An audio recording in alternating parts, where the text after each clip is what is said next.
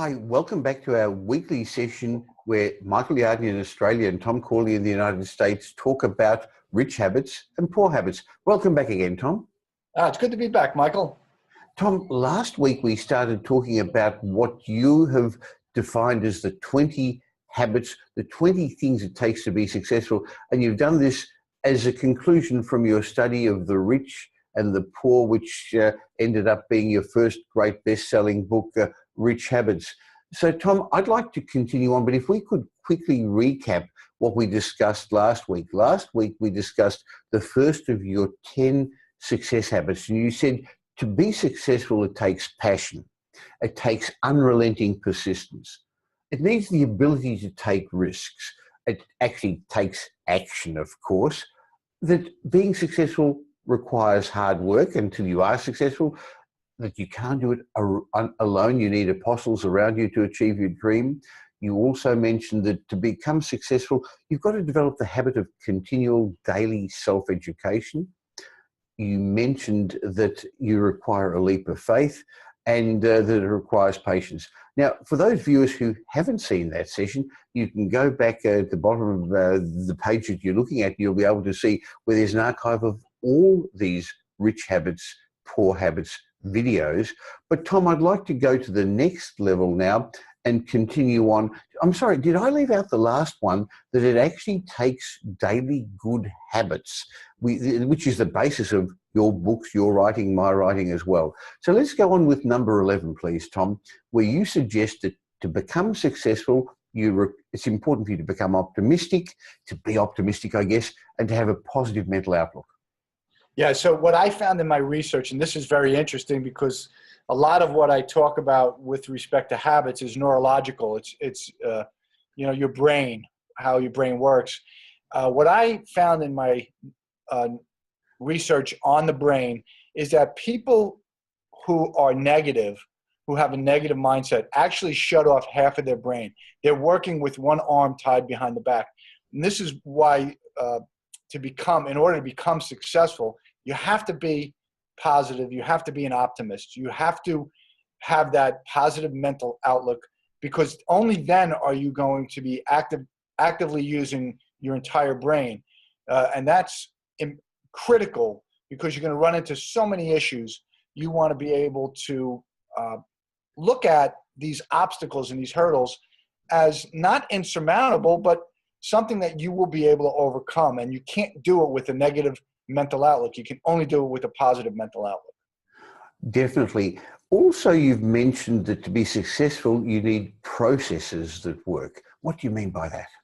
Well, every successful individual that I studied, while they were figuring things out, they created these processes in their business, and then they kept repeating the processes over and over again. They might have tweaked them.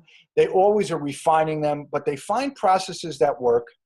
And then when they find something that works, it's just like a cog in the wheel. They just keep at it. They keep duplicating it.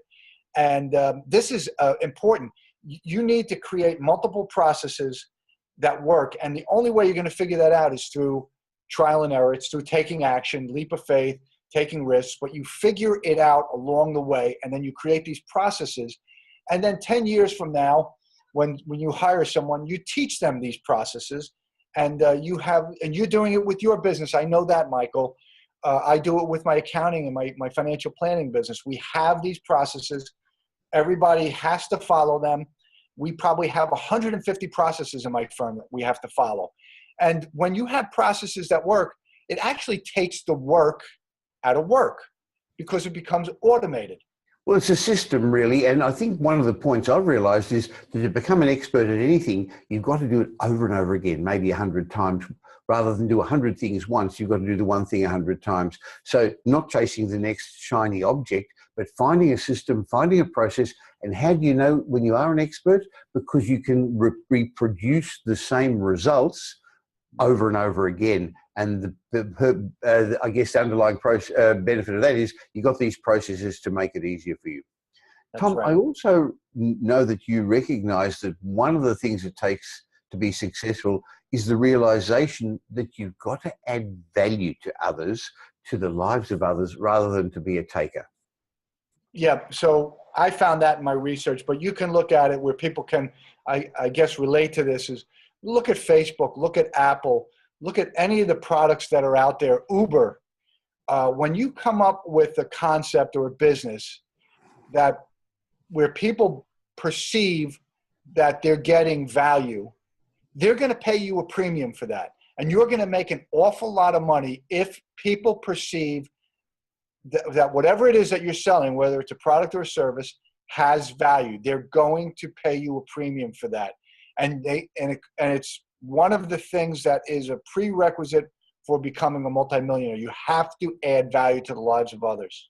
One of my mentors very early on in my business career, Tom, said the way to become successful is to make other people rich. You help others and then you'll become wealthy as well. And it's definitely been one of the basic tenets of my business, and I know of yours as well.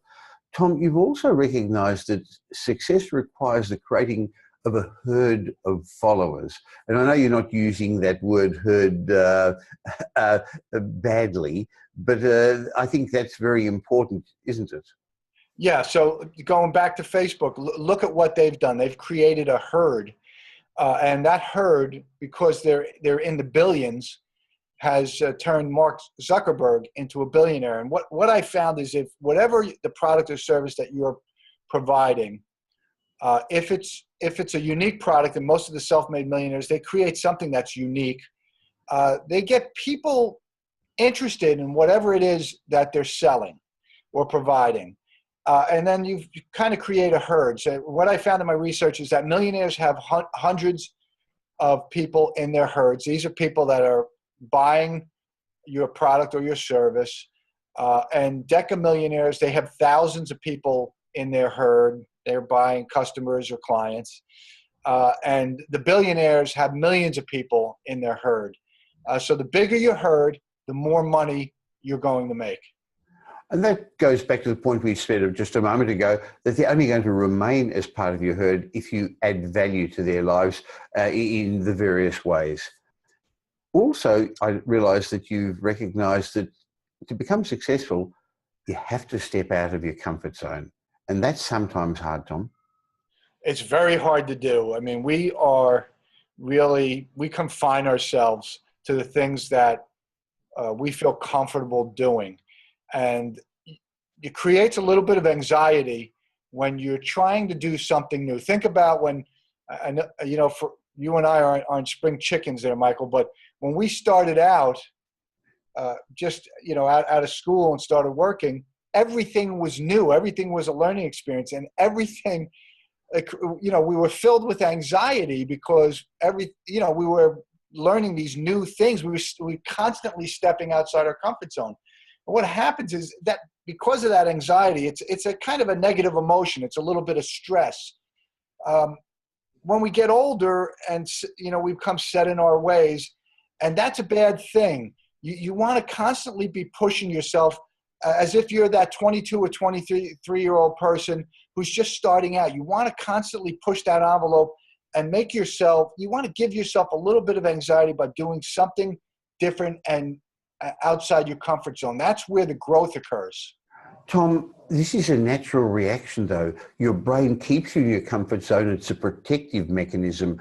But I've learned to become comfortable with being uncomfortable, because when I am uncomfortable, I recognize that I'm growing and I'm changing. And so therefore, being uncomfortable tells me, hey, I'm actually stretching. I'm doing things that are going to get me to the next level. So learn to be comfortable with being uncomfortable. Tom, you also have to learn to focus, not get sidetracked. That's one of the traits of successful people, isn't it? Yeah, and this is where I think passion is so critical, because passion creates something that I call unforced focus. It's a type of focus that doesn't rely on willpower.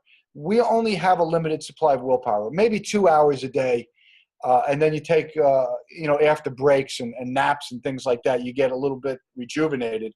But you have essentially a 2-hour window with respect to willpower. And then you lose your focus. Well, when you're passionate about something, as I learned when I started writing Rich Habits. I never wrote a book before in my life. My gosh, I think I must have, that first day, I must have written for about 8 hours. And I couldn't believe it. I had to pull myself away from it because it was about 3 a.m. And I said, I've got to get up at 6 a.m. and I got to go to work. So I had to actually stop myself. And I think this is where passion is such a key factor, because it gives you this unforced focus, this ability to focus without forcing yourself to focus. It's almost as if I think they call it being in the flow. Some people call it being in the flow. Boy, when you have that laser-like unforced focus, that's when your inner genius, your greatness really comes out, and that's when you achieve great things in life. Yes, you're right. Our friend Roger Hamilton mentions flow, and that's right. You've got to be in your flow. Otherwise, you're just paddling against the stream, aren't you? One of the other success traits that you've recognized, to become successful, you need to develop unique skills specifically to the industry that you're in, Tom.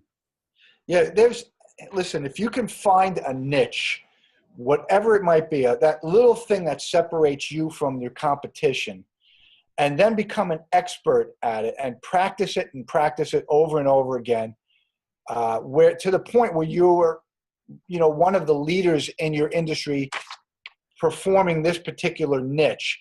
Boy, when you can find a niche like that, or an expertise that's unique, or have some type of unique knowledge, it almost eliminates about 99% of the competition. And that's, I found, is what self-made millionaires do. They find something that sets them apart from everybody else, and then they become really expert in that niche. Tom, we're going through the list of things that it requires for one to become successful, and you've listed 20 of those from your 5-year study. One of the other things that you've discussed is the concept of luck.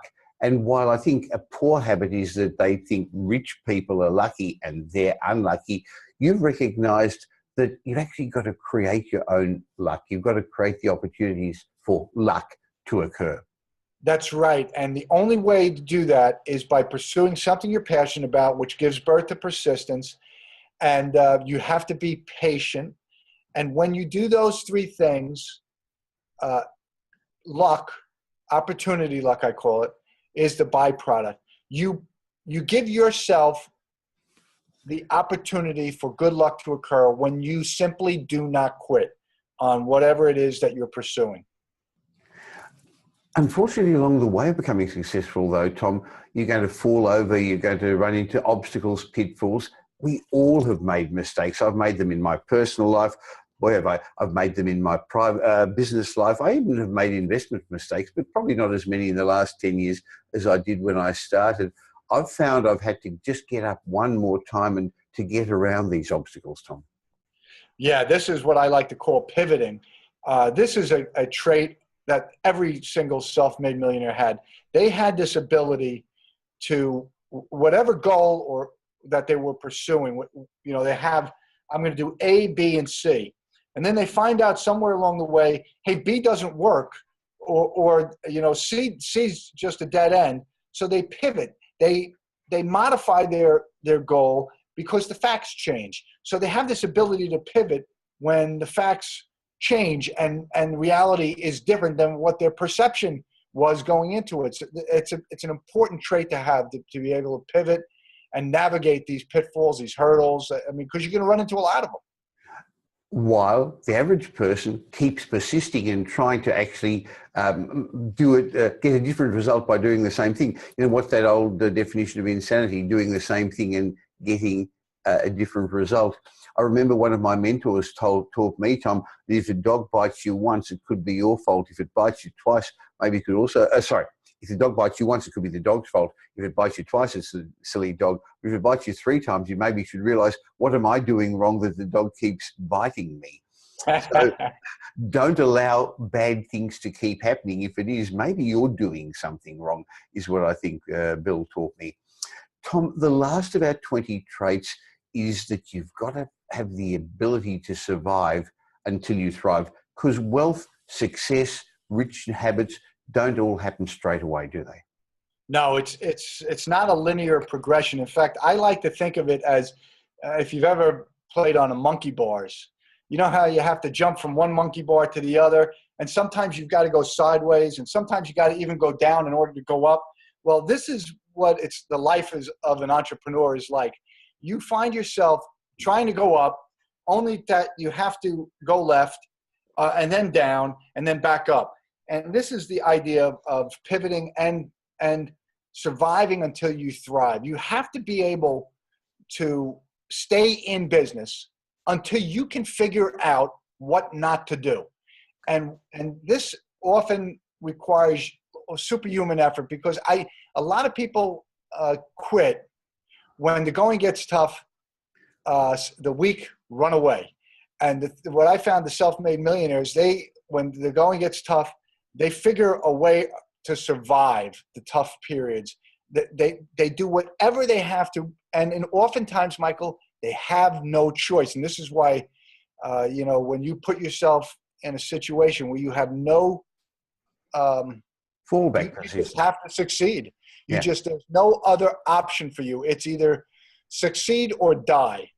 That's where the self-made millionaires, that's what separates them. They figure out how to survive until they can become successful.